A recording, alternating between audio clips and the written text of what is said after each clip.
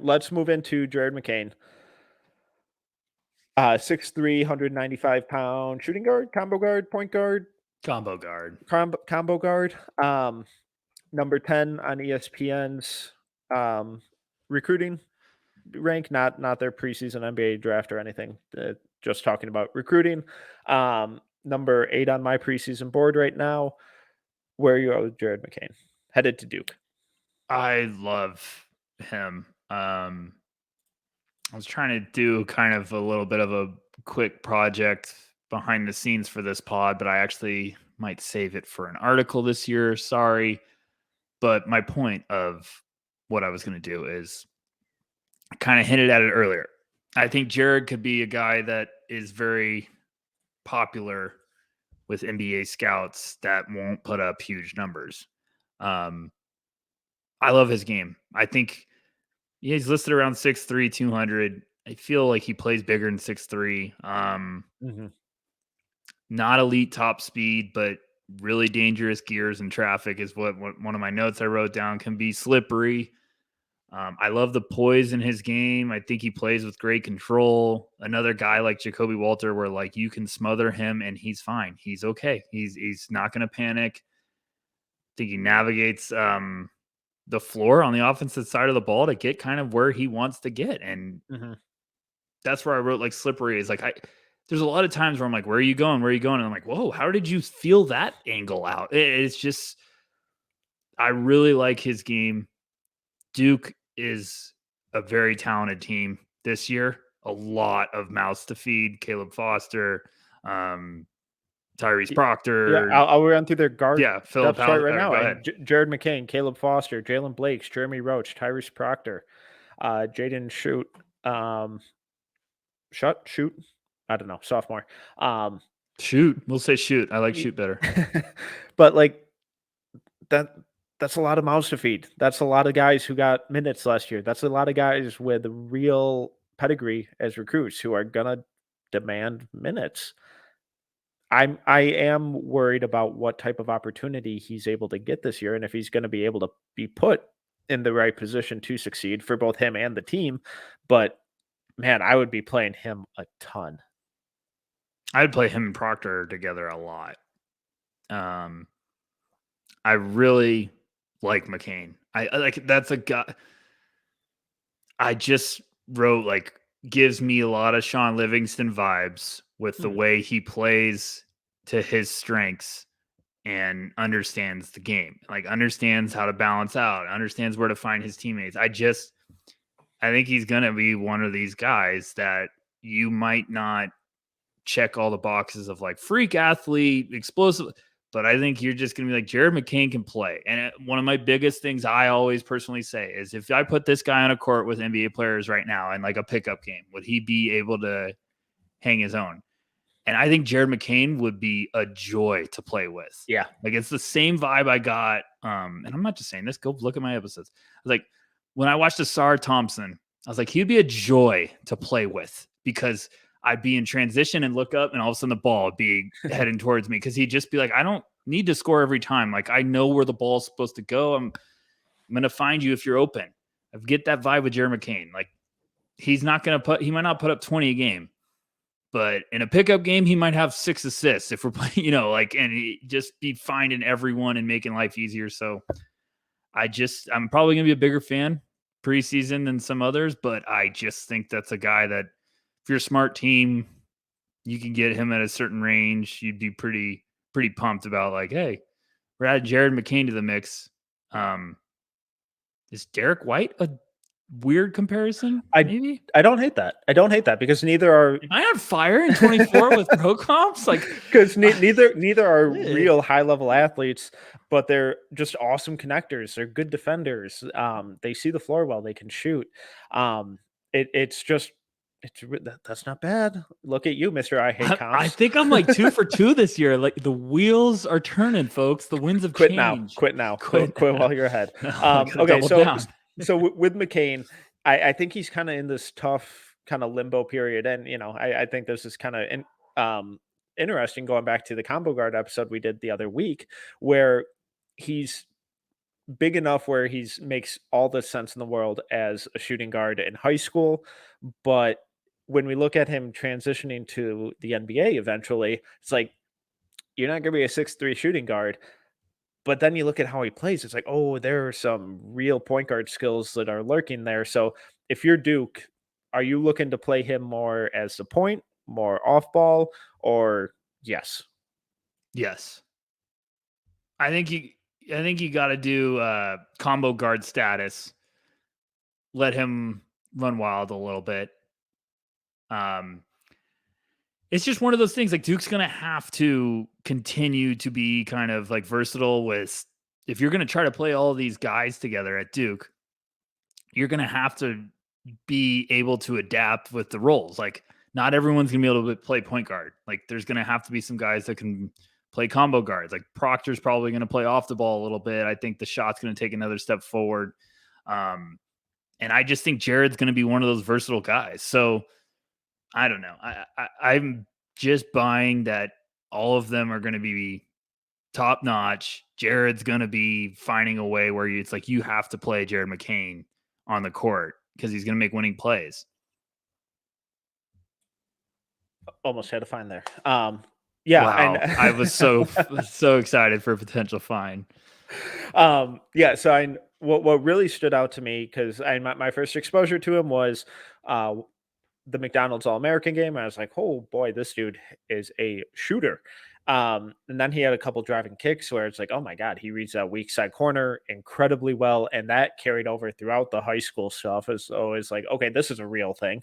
And then when we were at Hoop Summit, he was one of the best passers there. So I really think that, you know, I'm not comparing him necessarily to Jamal Murray, but in terms of career arc and route to position and archetype and impact and all that kind of stuff. I think kind of taking that route for him makes a ton of sense where he has all the tools to be this lethal off-ball shooter in college, but there's so much playmaking and on-ball creation there that is going to be a real tool for him in the long run.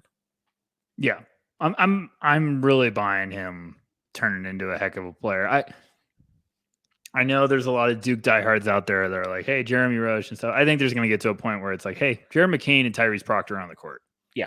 And this isn't dogging Caleb Foster because I've watched Caleb Foster and I'm very intrigued, but I just think McCain and Proctor might be winning time players you have to have out Yeah. there. Like crunch time, 5 minutes, close game. I need McCain and Foster. I mean, McCain and Proctor on the court. I just think they also could play really well with each other when it comes to like versatility, on ball, off ball. I've seen McCain's shot. I think I'm buying it. I think it's going to be consistent. I just checks a lot of boxes for me. But I do think he's the poster child this year of like, don't get caught up with the numbers because I think NBA teams are going to be like, yeah, but he's making a lot of plays that we would really like to have a player in our system doing that stuff where it's extra pass or making the right reads off of pick and rolls. And just, I'm very excited about him. Where you are with him as a defender, because I don't think he's going to set the world on fire, but I think there are some really interesting tools, especially with him on ball. I think there's some interesting tools. Need to watch more. I hate saying that, but it's just like I get to a point where I'm like, I'm not gonna lie to you guys, everyone listening. Like I'm never gonna lie about my evaluation. I need to watch more before I'm like, I'm really intrigued with this part of his area. So you tell me, Metcalf, like what's standing out, positive, negative. I've got some stuff going on, guys. Okay, just I promise. If you knew what was going on, like God, if you're not, I crammed as much as I could today. You're not in the nitty gritty. No, Jared McCain's defensive footwork, man. No, I'm getting there. That's probably what happens tonight. So I think he moves his feet really well on ball. I think he's really tough to break down in isolation. I think the screen navigation needs some work. The off ball consistency needs some work. We talked about how Justin Edwards just sees everything and is everywhere at all times. Jared McCain gets a little bit tunnel vision where it's like, this is my assignment and that's who I'm on. And just communication with switches and rotations and stuff wasn't always there. But what really stood out was the just on ball footwork at point of attack, where it's like, okay, there's some real shit here, and he has the strength to kind of absorb contact. If that screen navigation really, takes a step in the right direction, it's like, okay, when we're talking about point of attack defenders, Duke may have something real here. I actually feel like I kind of remember that vibe from seeing him in Portland of being like, there's some real fun on ball stuff, but I feel like he got caught up in a couple screens in the scrimmages where I was like, that's going to need to get fixed. But tough combo guard that I think I'm a big believer too of like if you're going against someone in practice all the time that can defend, that's going to rub off on you. Tyrese Proctor, I think, is going to be a demon this year, and sure McCain will pick up some stuff from him. All right, let's dive into some clips. I only have playmaking stuff because that's what really stood out to me. But here just running the point, Yeah, it's just a just great read. just incredible understanding of the floor and where that weak side defender and shooters are. Good handle to beat his guy, gets him on his hip, forces the defense to collapse. He now has 4 defenders in the paint. Threads the needle. And Corner shooter. in order to get an assist, Gotta make the shot. there you go. But just the timing, the accuracy, just live dribble, one-handed pass right in the shooting pocket, and short rims it. Yeah. Alrighty. Another one. Just nice little drive and dump here. Ooh. Goodness, put the children to bed. So just how he snaps into that crossover between the legs, Yeah. and then that live dribble pass to the opposite side with that right hand is a real tool that I'm envisioning Tyrese Proctor, Caleb Foster. I'm envisioning them really enjoying that playing off ball. But again, this is a really small window that he threads here once he kind of forces that defensive rotation and hits his guy on the opposite block. Double between the legs to a bullet off the dribble, live hand. Ugh.